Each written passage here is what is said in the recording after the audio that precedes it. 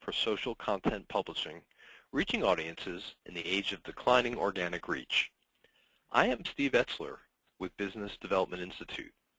BDI, established in New York in 2001, produces thought leadership programs on the latest trends, issues, and opportunities facing marketers. I would like to first thank our speakers, Frank Spicer, founder and president, SocialFlow, and Alison Lichter, social media editor for the Wall Street Journal. I would also like to thank our sponsor, SocialFlow, for making this webinar possible. And of course, a big thank you to you, our attendees, for investing your valuable time with us. We have a simple agenda. The webinar will run for 60 minutes. The first 25 minutes will consist of a presentation by Frank. The next 20 minutes or so will be a panel discussion with both Alison and Frank, moderated by myself. The last portion of the webinar will be a moderated question and answer session with you, the audience. We strongly encourage your questions, so please submit them through the GoToWebinar platform. For those of you on Twitter, please use the hashtag #BDI1, that's B as in boy, D as in David, I as in Ivan, the number 1, so we all may follow the conversation online.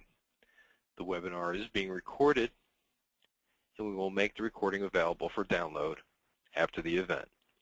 So with that, let's begin. Frank? Thanks very much, and hello everyone. I'm just going to sort of set the table here, and as explained, we have a very simple agenda. We want to talk about how to use data to be better at social publishing. A bit of background, we've actually, at SocialFlow, we've been doing this for about 5 years.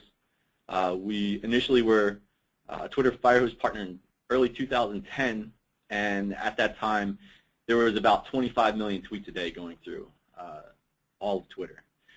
Now, obviously, there's 1 billion tweets every 2 days, and when you couple that with Facebook, Google+, LinkedIn, it's quite a bit of messaging competing for people's attention. So at SocialFlow, we've built a suite of tools that help our customers navigate the opportunity and also the challenge of getting your message through to people who can act on it, who are interested.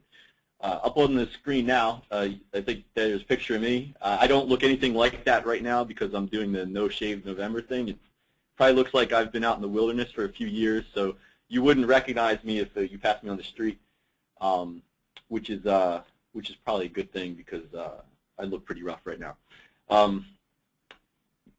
Moving on to sort of frame the conversation. Timing really is everything. And if you just think of a really quick example, if I asked you, what would you like to talk about at 2:04 p.m. Eastern Time tomorrow? Almost no one could legitimately guess exactly what you'd like to discuss, even if you could tell me what meeting you're in, who would be there, and the general topic of conversation, because there's so much novelty in people's everyday life, and on social, you're competing with the experience that somebody has actually worked personally to curate, and you're in competition with things they've elected to receive, unfortunately in preference to the thing you'd like to deliver. So what you need to do is find ways to open up the window and convert people to your message. And the way to do that is to use data, because you can then predict sort of, potential outcomes. If you see, we've highlighted a few, 3 areas on the time of day chart, and this is an actual customer's audience availability throughout a 24-hour time period. And you could see, compared to the previous day, there's clear differences between the availability of an audience, and it fluctuates, obviously, not only throughout the day, but from day to day. So if you're using historical data to try to deliver your message and you don't have a real-time component, you may miss when the audience is available, even if the daily use pattern of the platform looks almost the same from day to day. If you compare this interval right now versus this interval tomorrow and then the day after, there could be a pretty severe difference, and those are your opportunities, and you can help model out whether or not you'll be successful. So you want to look at not only the audience. Obviously, if you're going to reach your audience, one of the key components is that A, they're there, but B, you want to make sure that they can be either engaged or are currently engaged in what you want to share. So it may make sense to share when the audience availability is low if a significant ratio of that audience shows that it is on point or can be converted to the point you're trying to share. And again, it all goes back to how accurate is your data and how fresh is your data model. So, you know, with the increasing amount of messaging going into social, there's a few things to consider. More and more people are coming onto these platforms. It's becoming integrated in their day-to-day lives. And there's a lot more messages being shared, both generated from people, put out via system. The Internet of Things is contributing to the social conversation. And at SocialFlow, we looked at ways to solve this problem. One of the first things we noticed was there's an increasing number of messages, and there's a fixed amount of time you can commit to these messages. And we got the dev team together, decided that we were not going to be able to solve the problem of time. We immediately dismissed trying to come up with more hours in the day and went to work trying to figure out how to properly sequence and route the messaging. And there's a few different things to keep in mind, but it looks a lot like what Facebook has done with EdgeRank, where there's a novelty component, there's a there's recency and topical affinity, and you want to figure out the landscape of how many folks are out there that you can reach, and that helps you determine what the right time is. And I think part of the challenge that's affecting marketers today is that a lot of the folks working in social marketing specifically are actually really smart. And when you're really smart, you tend to favor your judgment because you've proven yourself to be right many times. And that's actually generally not a bad way to go through life. But if you're looking at social, what its primary utility is a massive broadcast platform with a feedback loop. And I know the earliest iterations of social media companies talked a lot about influencer marketing and one-to-one engagement, and they found that that's either not very predictable or it's too expensive. And if you take a step back, social's more like we all own our own TV stations and we're just competing for market share. And you can actually use the data that your audience is giving you to tell whether or not you're connecting with them. So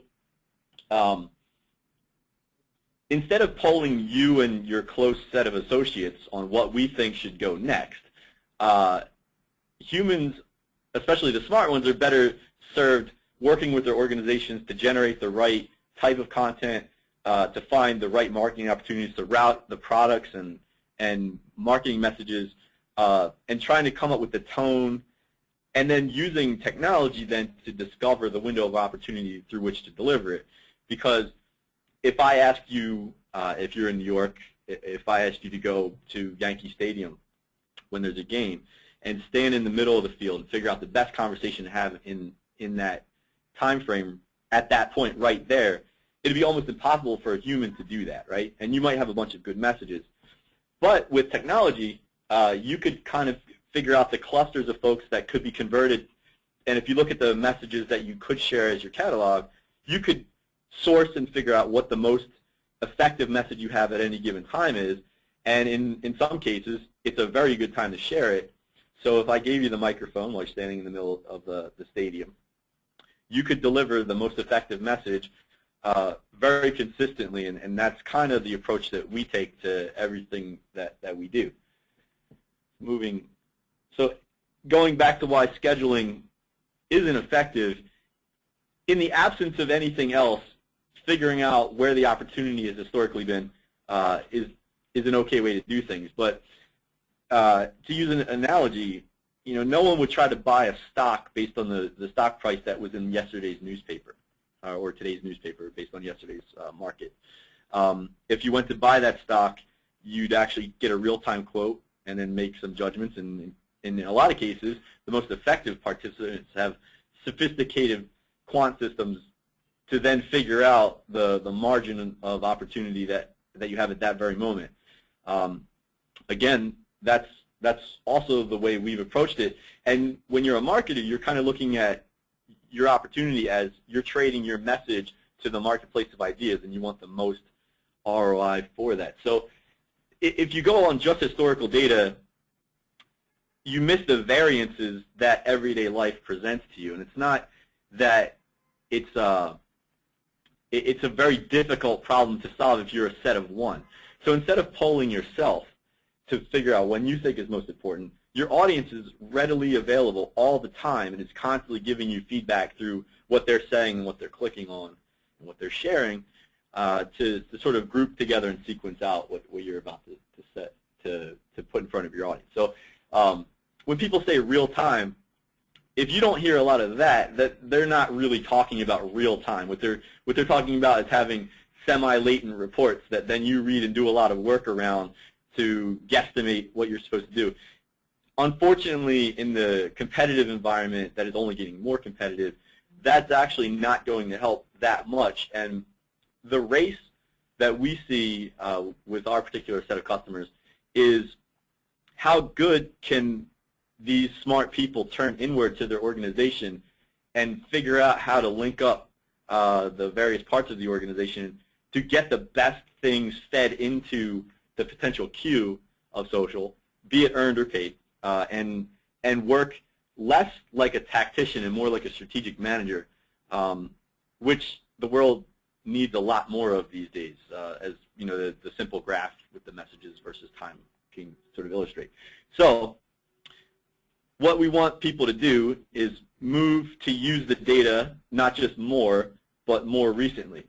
And we'll take you through a few of those. So everybody can read. I'm not going to read the screen for you, but generally, instead of you saying, I kind of feel like this is the right time to send this post, use the data and be more certain.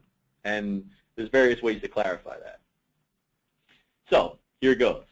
Here's kind of how it works. So you have, again, a bunch of different things you could say. You want to figure out who's there, what are they doing, and based on what they're actually doing, what is my opportunity? And in almost every case that you analyze that, and you're going to, with technology, you're going to do it, many times per second. Almost always the answer is going to be, I shouldn't do anything. But when you have 20 to 100 messages to deliver throughout the course of a day, there are multiple windows of opportunity that open up. And what you want to do is you want to make the maximum use of those windows for the utility that you're after. And the great thing about social is that, the old saying, advertising works 50% of the time, you're just not sure which 50%. That's no longer true because now I can broadcast to wide and diverse sets of audiences, but I can get immediate and sort of segmented feedback to then figure out how to do what I'm about to do next even better. And I don't think we've ever had a situation until these large social networks that emerged where you find yourself in a situation that you can measure what up to 1 billion people want to interact with at any given time, and then use that data to inform not only your social marketing strategy, but to look at your social strategy as sort of the leading edge indicator to inform the rest of your marketing that you may plan. So your media plans and everything will eventually be informed by what you learn on social, because the people and what they're doing on social is changing in response to everyday semi-unpredictable behavior. And what you want to do is forecast for the near term when you're tactically delivering messages, but once you get pretty good at that, now all of a sudden you have this data to then go and apply towards the rest of the way you're trying to reach people. And it's an excellent proving ground for your messages. If you're succeeding on social, the world is social. So everywhere else you take that message that has the same type of data behind it, you're going to see at least a corollary response. So recently we did a lot of work in grouping together how different segments of publishers were doing in getting their message out. And I should actually, before we go to the next screen, publishing when you publish for free, earned media or organically, is really the same problem as paying for your audience, except because the platform covers the cost of you distributing the message. On the earned side, you're sort of broadcasting it out there to the available audience. On the paid side, you're choosing whom to deliver based on hopefully the organic signal that you get. But the benefit of the paid side of the publishing problem is that you actually get to cancel out the noise that typically underperforms. So if you're doing this right, you're using the data from your earned side to then inform your paid side, and your paid side shouldn't be disappointing. It should actually look much better than the earned because you get to select who doesn't see your message, and that's something that we don't, I think, hear too much from other folks out there. But if you just take a step back and think about it, it makes sense. If you can choose whom doesn't see your message based on what you know is not performing, it really helps focus and sharpen your efforts, and it makes this a great platform for marketers. So we have the stats up here: Facebook, Twitter, Google+. We also at the time we put this out, we had several months of LinkedIn data, but we also published to that. And what we saw was there are quite a few real-time posts that just come in and go right out. So a lot of the news and content networks will say, this is breaking news, I need to get it out there. And that's a valuable signal too, because even if you have sort of an ethical or moral imperative for your messaging where you want to be first to inform the audience, just by running it through a platform that gathers data, it helps you gauge receptivity to know if the audience is going to find it as important as you think they do, and then how to double down on those efforts. So you'll also see a lot of the folks that use real-time publish right away type methodology. There'll also be some of the organizations that also then optimize the greatest number of messages, because when they want to back up and double down on what's being effective, they'll put it back out there and say, all right, we'll let the audience pull from the queue as it finds what's important. And that's a really difficult thing to predict in sequence when you're not asking your audience for it. So it also, we've seen a migration over the previous maybe 8 to 10 months of people who formerly scheduled but now realize your audience is going to be more effective at scheduling for you. So sort of basically ceding the scheduling function to them. And again, like I said, as a manager, you take the more important role of focusing your organization towards what's working and what you know and can predict will work. So if everybody hasn't gotten that study, Jeff, they can still get it from our blog and our website, right? So you can just go to socialflow.com and get the study there. I'd recommend checking it out if you're a marketer, because there's a lot more content than we have time for here, but it was informative for us just piecing it together. So when we looked at the difference between optimizing or data-driven posts and letting the audience pull from the queue, you could see there was a 91% improvement in reach per post. And that's obviously, in a business where you're dealing with single-digit margins, when you can improve something by 90+%, it kind of makes sense to do it that way. But it almost doesn't, it's not convincing until you've understand everything we've talked to up until now to realize, like, oh, because the audience has so much competition, it's not enough for me to model what my audience normally does with me, but I also need to know what I'm competing against so that I don't try to, reach out to the folks who are showing a strong disposition not to be engaged with. And there is, even if you use the historical signal, the data-driven posts are a full 25% more effective than scheduling. And to be honest, that's the aggregate of the study. the difference, the delta for some of those customers was pretty severe because the seasonality or the way they normally predict their business conflicted with the way people like to consume the content on the social network. So when you help them right size that, the improvement was even more marked than the 25%, but definitely nothing to sneeze at.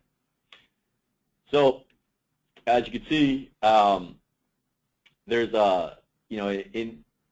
in this scenario, 55% improvement, data-driven over just real time.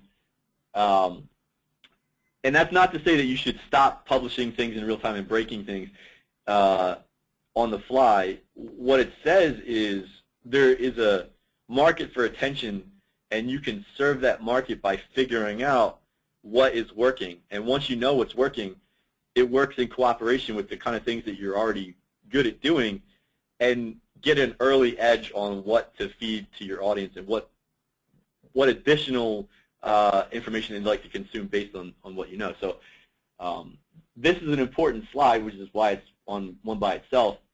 We're not saying to stop publishing in real time, but what we are not just suggesting, but where we're saying the data proves is that you use that data to then figure out the way you additionally market to your audience. And it's really important to use the signal because it's current, it's fresh, and it's against real people. So ways that you can improve your organization using the data. So if you automate the workflow of pushing things out, it saves you time and energy in just being, like I said, instead of being a tactician that just delivers messages to the platform, it lets you, instead of using that time and that labor, it lets you think a little bit more and direct the organizational efforts. Number two, and because there's more posts, there's more opportunity because there's more people out there. You can figure out more times at more consistent, in more consistent manner. What should I share? Whom should I share it to? And you become more accurate, even though there's more competition. Because you have a larger sample size, the data actually benefits you, and it puts you at a competitive advantage to someone that's just sort of guessing. So the earlier you use the data, the more you tune your organization towards using the data, the bigger delta you have on people that are just sort of going from the gut. And it's I mean, this is an accurate analogy, but instead of just doing things at the time you're normally supposed to do them, you sort of eat when you're hungry. So when your audience is demanding information and content, you do it. The same way as if you had to get to an airport, you would look at a traffic app instead of asking somebody, hey, where's the traffic normally between here and JFK? I would instead look at the real-time data signal to figure out, what's my opportunity, where do I want to route around, and maybe what do I forego, maybe do I leave a little early. Those are all accurate analogies towards your marketing strategy by using the signal that you're getting back from social. And again, this point, I've probably made it 3 or 4 times. It's really valuable to then take those learnings and become a data-driven organization, not just on social, because everything is moving. Everything is social because social is people. And a lot of times when a new technology gets introduced to an organization, when the phone became an important piece of business, you had a phone operator at your company. And when computers first started to permeate the workplace, you had a computer person at work. But now it becomes distributed horizontally across the organization, which does create friction on throughput on that channel. But it should serve to let you know if you can efficiently route through that and everything is using it. It's an important signal that then you can apply towards things that you may have not had the signal to inform before. So if you could spread it out across your organization and work that feedback loop back across the way you're spending and budgeting, it's going to help you. So let's see. And that should speak for itself. You can get more posts that do better with less effort. So I think that should bring us to the next section of the webinar. So I don't know if there's questions at the ready or. Yeah, so we encourage everyone to submit their questions through the GoToWebinar platform. We will get to them during the last portion of the program. But now we're going to move to our panel discussion. And let me just get my screen back up here. Good. And we're going to finally involve Allison, who is the social media editor of the Wall Street Journal. So we welcome Allison to our webinar. Hi. And so let me start with you, Allison, with our first question. So recently, there's been a great deal of discussion about the decline in organic reach on social media and the networks. So do you think the decline in organic reach is directly correlated to a decline in good content? No, I mean, not in our experience. We know that the stories that we're producing find their audiences when we get them out there on social. We're not concerned about the kind of issues with content at all. It is a noisy field, and we know that there are a lot of other competing voices out there, but we aren't particularly concerned that we're in competition with anything except other top quality outlets, as we've always been. You know, social just adds another layer of competition, I suppose. Sure. And Frank, do you think there's just too much content being created and published? Have we hit that wall? Well, I don't think that we're even near our capabilities. You know, in terms of, there's plenty more room for good content. I think that the declining organic reach problem is really just a declining ratio of time people can commit to the existing messages. And Allison's right. The competition is going to get more and more heated. And, you know, that obviously is not going to go away, but there's more and more people joining these networks every day, so there's more and more opportunity to be right and to deliver what you want to deliver to the right set of people. It just becomes a question of what is the right set of people and how do you get there? Okay. So we all know social media is relatively new. If you look at the history of content in general and the way it's been being distributed,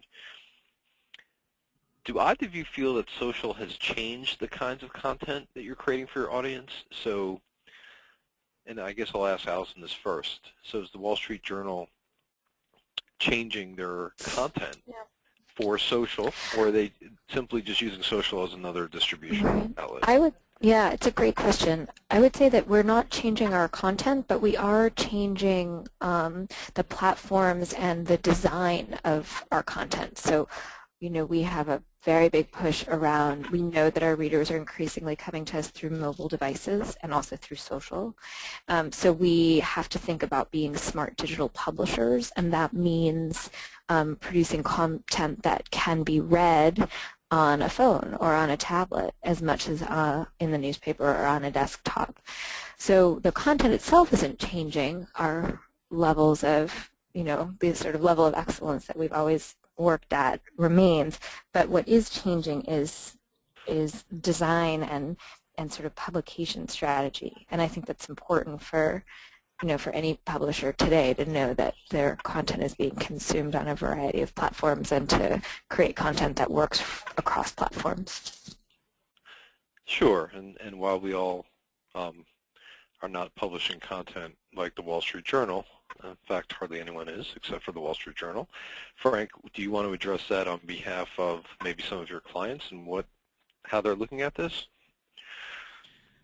Well, I can't say it much better than Alice did, actually. I think, you know, if you just look at an analogy, maybe you'd expect to consume the information in the newspaper differently than you would from a movie screen, right? So It's the context of the user, which formerly couldn't be measured. And if you were in the content business, you used to be able to tightly control the way in which you distributed the content.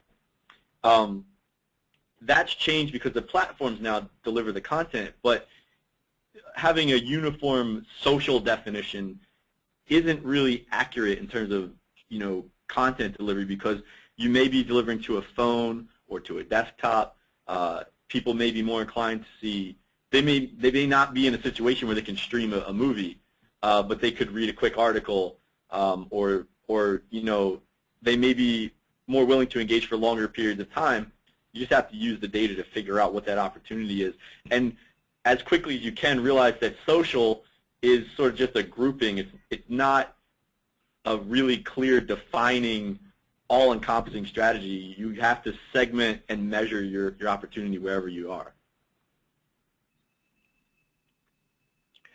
So switching gears, or really focusing on one of the largest social networks, which is Facebook, recently there was some news that they changed their algorithm again. Frank, I know that Social Flow had an article published in Ad Age about the Facebook algorithm. What's the impact of this change? Is it a good or a bad thing, or what is your perspective on it in general? So I think this is definitely a good thing, because what Facebook is saying, and this is basically true, you can do a thought experiment and figure this out in your everyday life. If people are saying the things that you want to engage with, you'll stay more engaged. If I walk into a room and people are having a conversation that I'm inclined to have, I'll participate. But if people are just like in Times Square in New York, when you walk through and people are asking me if I like comedy shows all the time, I'm actually not in the mood. I like comedy, but I'm not in the mood for a comedy show. And that is what social could be if there wasn't a way to match appetite for topics with the people that are actually out there participating. And I think if you look at this over a long time period, it means the people that are really good at serving their audiences are going to be the ones that win, and they're going to win quicker. And the more efficient competitors that deliver the products and the content to the audience that wants them when they want it, they're the ones that should be rewarded with the win. And Facebook, we have a really broad perspective. I'm not sure if anybody caught the article, and I'm sure a lot of folks on the call did. We see about 240 million global uniques across our click proxy. We can model out that the changes are actually benefiting the people who are doing this right, and you can use that to then figure out sort of where your next step should be. But it's definitely a good thing, because it's a real signal, and even though it may not be what you always want to happen, it's an empirical way to improve what you're going about, and the smartest people are going to take that and run with it. What about for smaller organizations? What do you see? Obviously, you're working with a lot of major publishers, like the Wall Street Journal and others, and you also have some pretty big customers as well that are doing a tremendous amount of publishing and have resources and so on. What about those that are more mid-size or smaller businesses? What's the impact, or is it the same answer basically for them? No, it's great news actually for them, because because the platforms cover the cost of distribution, you can't leverage your historical advantage in distributing content. You just have to be good at producing content. So a lot of the up-and-coming publishers can quickly scale if they're really good. The folks like the Wall Street Journal, they're always going to be good because they're a content-focused organization. But what it does for the mid-size and the smaller ones is it says if you can figure out a way to be good at producing content, you no longer have to be in the distribution game. You can actually be in the content production business, and that actually at the net benefits the users of the platform in general, because they're going to get better content more of the time. Okay. Alison, do you have anything to add on the Facebook algorithm and the changes that they've made and how the Wall Street Journal is looking at it? I guess I would say a couple of things. One is that we have, I work on the editorial team here, and we have a different relationship than, say, folks who work on our marketing side. They pull different levers than the ones that we pull in terms of creating promoted posts and having other kinds of financial arrangements with Facebook. That's not what we do on the editorial side.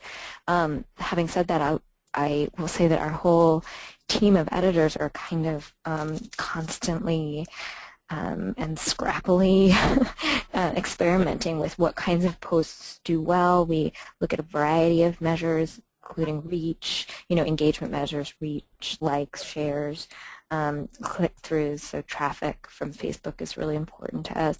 We've experimented with geo-targeting posts so that we post certain items to certain parts of the world, either by country or sometimes by city, to see what kind of engagement that yields. We use Facebook to ask kind of more intimate questions of our readers because we know so many people, a variety of backgrounds and points of view, use Facebook, so we survey our readers on everything from whether they plan to vote in upcoming elections in India to whether they are able to make time for breakfast with their families in the morning. So I guess I would characterize our editorial relationship with Facebook as one of great experimentation. And I think no matter the size of the organization or whatever the mission is, it's like we have some assumptions that we make about who our audience is, and we know that our audience is curious and inquisitive and aspirational and wants to be educated and to show their friends on social networks that they're educated and aware of the news of the world. So we treat them with a lot of respect and regard, and I imagine that there's no difference between what we do and what a smaller organization might do in terms of knowing their audience and treating them with the same kind of respect. Okay, great. So let's talk a little bit about mobile. Allison, you touched on it before. But Frank, in terms of the overall topic here, which is timing, we all understand that depending upon the time of day, people are using different devices, different screens, and that there are certain patterns in those behaviors. How is that factored in to a data-driven approach from your perspective? Well, that's a big question. The way one is you just measure the data that comes back and act on it. You have to take what the audience gives you instead of sort of demanding the audience give you something at a specific time. So if you have a large mobile contingent, obviously your best results on the platform are going to come from in-feed advertising or in-feed publishing. If you listen to that and then serve that at the right time, based on what the audience is saying, it looks pretty similar to the way you gather against the other platforms. It's just, Allison was speaking, if you drill down into that data, you'll see that people's, the time they can commit and the type of content they're willing to consume when it shifts mobile, that changes throughout the day, and you want to be there to sort of realize the opportunity when it's available. But I don't think it's reasonable to look at mobile as if it's a completely unhinged type of experience, because it's just another way to segment someone's attention. Sometimes I'm at my desktop, sometimes I'm on my phone, and as long as you respect the data that you get back and factor that into the way you go after people, there's an opportunity there. It's just you have a smaller screen to work with, so it means getting it right is even more important because the chances you're going to be seen are reduced with a smaller format. Allison, did you want to add anything more to the mobile discussion that you, over and above what you already contributed?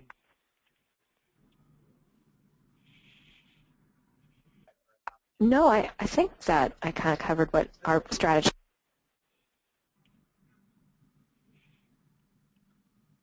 I'm not hearing you now. I'm not sure if you put us on mute by mistake or not. Oops. Hi. Nope. I'm here. Can you hear me now? Yeah, we can hear you. Hello? Yeah, we can. Sure can. Okay. You're back. Yeah. I think I said everything that I can say. Yeah.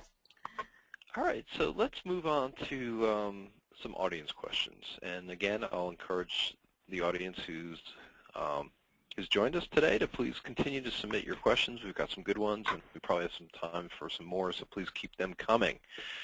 So the first question is for Allison. Do you find, this is from Marielle, one of our audience members, do you find that you reach more users by posting more times a day or less? How many times a day, and between what times do you usually post on Facebook and Twitter? Oh, that's such a great question. I mean, objectively speaking, I would say the more we post, the more people we reach, but the level of engagement with each individual post is lower, or could be lower. So with we kind of operate differently with Facebook and Twitter, and we've played around a lot with how much time we leave between tweets. Sometimes we're tweeting every few minutes, and sometimes we're tweeting with longer gaps in between tweets.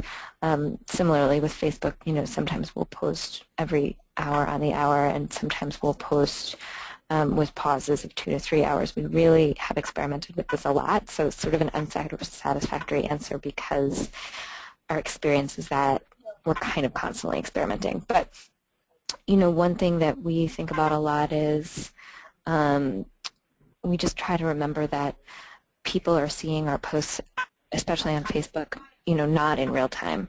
And we know that, certain parts of the world may be looking at Facebook at different times as other parts of the world, and so we're trying to, we try to be somewhat mindful of posting content that may appeal to a certain region at a certain time. It can be a little tricky because, of course, it's like a totally inexact science, actually, in some ways, because we can't always know who's up when. But we've just experimented a lot, and we don't have a perfect answer, but I would say in general we're posting more frequently than we used to, because as you kind of guessed, like generally speaking, that does lead to more engagement. Sure. Okay, the next question is for either of you, from Brian. Do you think that the decline in organic reach is almost a good thing? That now the people that are being reached by your media are the right people and more likely to engage with your content?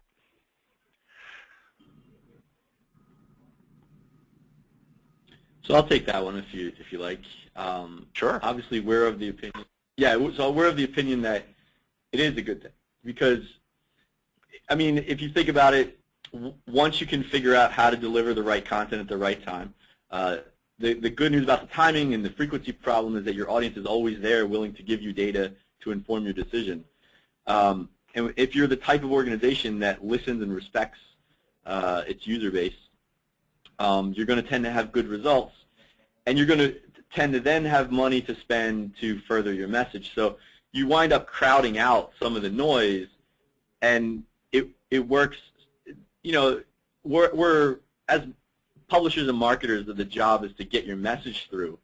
But if the playing field is open for just everybody to say everything all the time, and you're treated equally as would be lesser content, then that's not really fair, and it's not fair to the users. What you're saying is we're going to give everybody's message the same amount of airtime, and people just don't work that way. They'll tell you what's working, and then you have to respond to that and give them more of what they're requesting. It's a rational way to start to align the way people get your messages with how you distribute them. And I think it would be unfair to give more airtime to the people who could just blast out the most messages, because that's not going to make for a great experience for anyone. Next question. Yeah, and I guess I would sorry, go ahead. I would just add that I think one thing that we think about a lot here is that, as you said earlier, all of this, social media is incredibly new, and that if we get fixed or locked into one idea of how readers or users consume our content, or kind of hew to any particular belief that, one thing is down, and so that means this, and we need to take kind of very clear fixed actions, and that'll solve the problem. We try to keep pretty open-minded and experimental with how we're using all of these platforms and these tools, because we know that things are constantly changing. So I think it's really important to have a strategy and test it out and see what works and have good measurable data to confirm or deny whether or not it's working, and then also to have a kind of open-minded attitude and to know that things will change, you know, in the next quarter or the next year, to stay pretty open to a new concept or idea of how to reach the audience. The next question is from Joanna, and it's for either panelist. How often do well, it's a few questions actually. How often do your posts vary? Photos, videos, how important is it to have a variety? And this is really great because it brings up the question, what's the data for the different types of posts using visual content versus not, and so on. So either one of you can tackle that.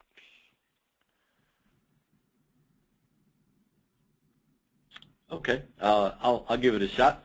So it goes back to the form factor conversation. So you want to respect the device that your audience is on, and you want to look at sort of how they're consuming what's being shared, and that'll actually, the audience will tell you the proper ratio of images to video to text. It is important to have a mix, and to Allison's point, constant experimentation in conjunction with the data is really important to getting it right. Your audience is, you shouldn't assume your audience is going to stay the same. Hopefully, if you're any good at what you're doing, you're going to grow your audience that comes on board with a slightly different inclination than your existing set, and you want to be able to respond to the opportunity as it comes aboard. So you want to mix what you're doing, but it would definitely be a mistake to expect someone during a meeting to watch a movie in any sort of at any sort of scale. If you're trying to get people to watch a 140-minute piece of content, it's not going to fit in certain places, and so the device and what they're clicking on and what they're sharing is going to help you predict like where to fit that message. It all comes down to using the data to figure out what you drive to your audience, but the opportunity is there for all of those types of content. It's just, again, finding the right people and how do you measure that. Allison, did you want to add anything regarding multimedia content and the differences? Yeah, we love multimedia content, and we have been experimenting a lot with visuals on social. We have, one of our editors has done whole trainings with our visuals department around creating visuals that are more shareable and more visible on mobile. We think that the data, we're pretty confident that the data shows us that engagement with on Twitter with posts that include visual material like photos, charts, big juicy quotes. The engagement there is 2 to 3 times higher than tweets that don't include that kind of visual imagery. So we are big fans of using visuals. Video we experiment with in a variety of ways. We used Instagram video. We post video in different kinds of ways on Facebook. We have experimented with audio and video in various ways on Twitter, and we just we know that consumers are looking to visual content, which is a challenge for organizations to kind of summarize what are often very complex thoughts and analyses into visual forms that look great on social and on mobile devices, but it's something that we take, we're trying to figure out and take pretty seriously. Steve, do you mind if I just follow it up? Because please do. If you listen to the theme of what Allison is talking about, data opens up the ability to be more creative. It's not, you shouldn't look at it as a way to sort of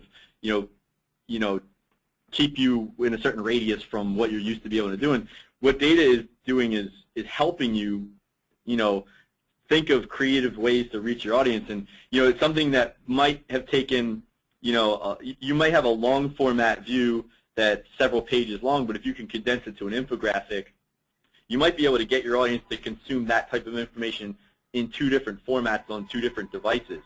But you have to work for it, and you have to use the data, and then you can't get, as much technology as you apply to the problem, you can't get rid of people altogether because they're the ones that are adding the novelty and the new approach. The data is actually a way to make the smart and creative people better at what they're doing. Fantastic. That's a great sort of summary of that question. Yeah, I love that. Yeah, I was just going to So, jump and say I really love that point that Jeff just made. so the next question is from Andy. Do you find that multiple consecutive messages, 3 or more, leads to less engagement and even people unliking or unfollowing you?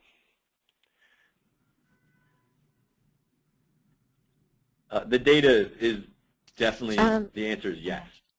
So if you are off topic and you have too many contiguous messages in someone's feed, they're going to learn to ignore you. So there's a way to do it right, but simply talking at people all the time is not the right way to go about it.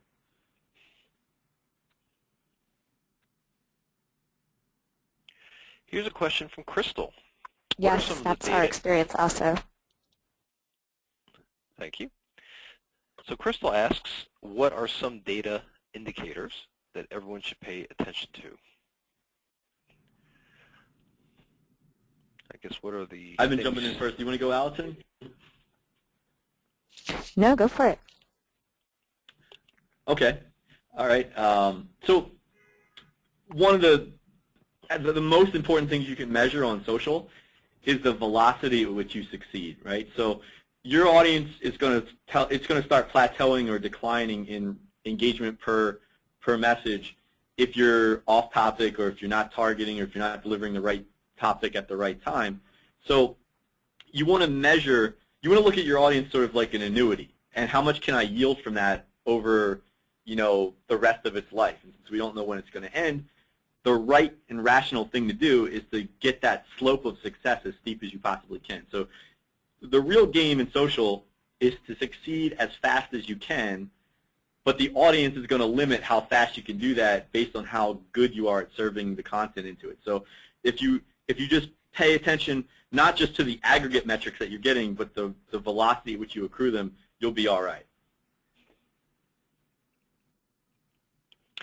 And back to how many posts per day, Tony asks, you know, how many should I be making a day? 5. He thinks 5 is right. He has an ongoing debate with his business partner who says it's only 3, but he thinks it's 5. So help solve a bet between Tony and his business partner. Of course, it's probably difficult to answer that not knowing what kind of business they are and what their objectives are, but take a shot if you can. The right people to solve that problem are the audience. So if you turn the problem out to say, well, when we publish that 4th post, does the velocity at which it's accruing success decline, or is it continue on, or is it improved? And if you take that approach, then you don't need to be subjective about it. You just take the win that the audience gives you, and you get better as an organization at producing the type of thing that wins with the audience. So we have some publishers that publish more than 100 times per day on each platform. If you have a commercial message in your brand, you may not succeed with 100 messages. You may only be able to do 3 to 5. But the right answer, I don't have the right answer on the phone with you, and I've been doing this for 5 years. But I know if I measure the audience, I can tell you with very clear precision what the right number of posts is. Next question, which is a great one, is from Nicole. How do you recommend walking the line between intuition and data-driven optimization? Removing the human element can result in missing an opportunity to push out social posts we know in our gut will pop up and resonate with our audience. What are your thoughts? I know Frankie did cover this a little bit during your presentation, but I think it's important to revisit it, or certainly Nicole does. Sure. It's a valid question. I mean, because technology should serve humans, right? Like it shouldn't, you know, move us out of the picture. And one of the things that humans are really good at is coming up with creative, novel approaches to solve problems. So you don't want to create a feedback loop that eliminates the need for creativity or novelty, right?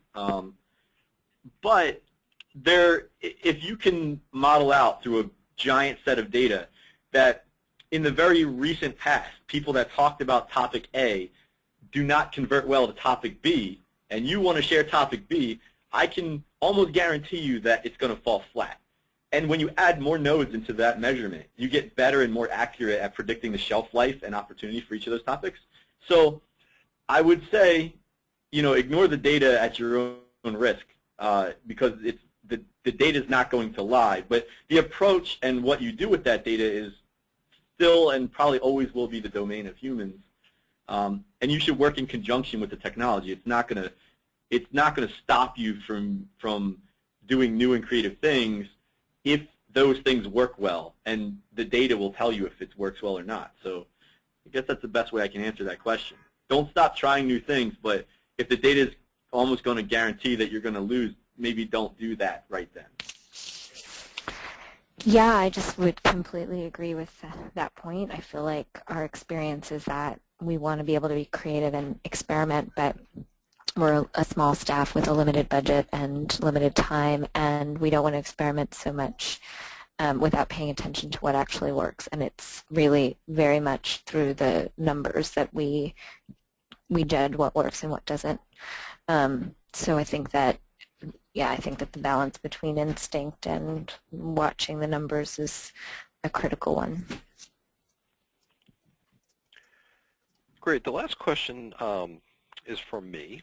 And clearly we focused on the impact of data-driven timing, how important it is. I think it's pretty clear after listening to this that it's a major factor.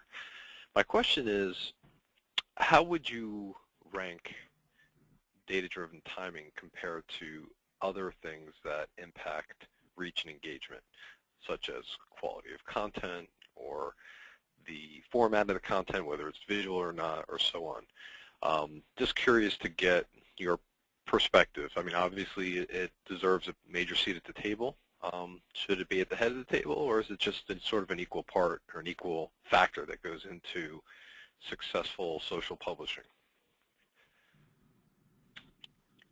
So I would answer that and say you can't really separate them completely. I mean, the quality of your content is a condition that exists within your audience, right? And so if you're trying to appeal to a wide range of disparate people in an audience, right, the content has to fit the opportunity.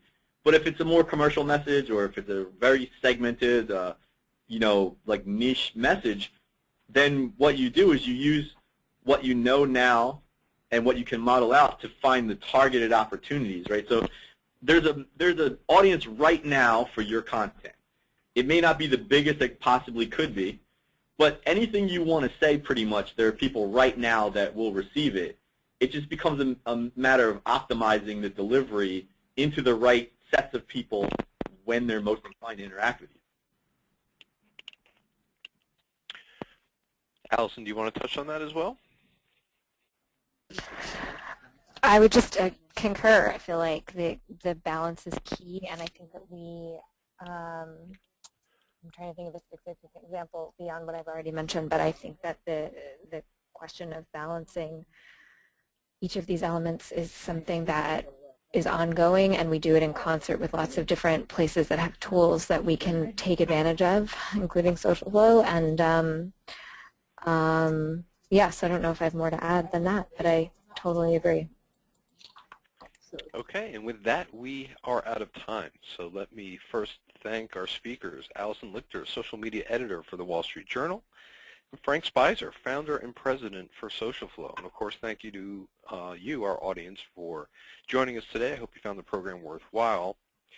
Again, the program has been recorded, and we will send you a link to download that recording after the webinar. Thank you for participating, and have a good afternoon. Thanks a lot. Yeah, thank you.